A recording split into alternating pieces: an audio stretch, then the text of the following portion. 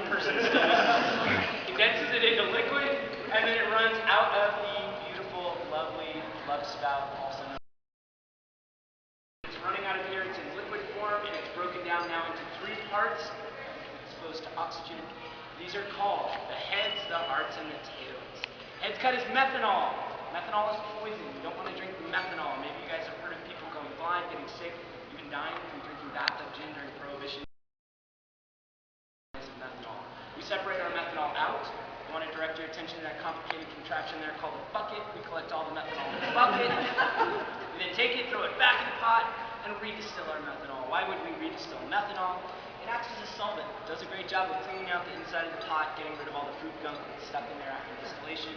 Because if the methanol doesn't do a good enough job, someone has to climb in and do it by hand. And I can tell you from experience with you, that job. Our master distiller and sole owner of the company now, Lance Winters, has been known to make distillates of pretty much anything you guys can think of. And when I say anything, I mean anything. I've had distillates that Lance has made from crabs, carrots, mushrooms, beef jerky, a Christmas tree. Wow. Christmas tree. We came out the day after Christmas. Lance was out here shoving. We came out and asked him what he was doing, and he stood up and said, "I'm trying to create the spirit of Christmas." It was actually really good, though. It was piney on the front end, like gin, and then it was sweet on the back end from the sap from the tree. And if you've already done a tasting, the terroir gin is kind of inspired by Christmas tree distillate. If you haven't had a tasting yet, you'll see what I mean when we go in and you taste the gins. But if I'm in there and I'm cleaning this thing out, I'm worried Lance is going to come by, shut this door, turn this thing on, turn me into some poly vodka. I'm Portuguese, I'd be salty, I wouldn't eat it. Right?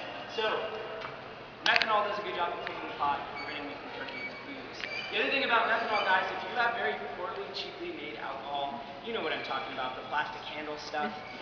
Chances are there's trace amounts of methanol in that booze. They're allowed to put that in there. It means they can get more product out to the public. You probably know this booze very well. Let's go back to college. You have enough money for Top Ramen or plastic handle vodka. What do you get? You get the plastic handle vodka. Save your money and buy the better stuff. I hear you. I went to college. I was at that party. Your sister's hot. That's beside the point. Open up that vodka. Smell like, guys. What does it smell like? It smells like chemicals and rubbing alcohol.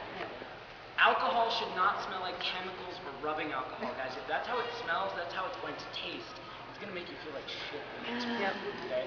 Stay away from that stuff. It's not good. I understand you're in college. You got to do what you got to do. But now that we're all adults, let's spend a little extra money for good stuff. Alright. So, guys, once it's running through here, as I said, methanol is the first part, being the heads cut. Next part of the run is ethanol. This is pure alcohol. This is the good stuff. This is what we bottle, process, sell to the public.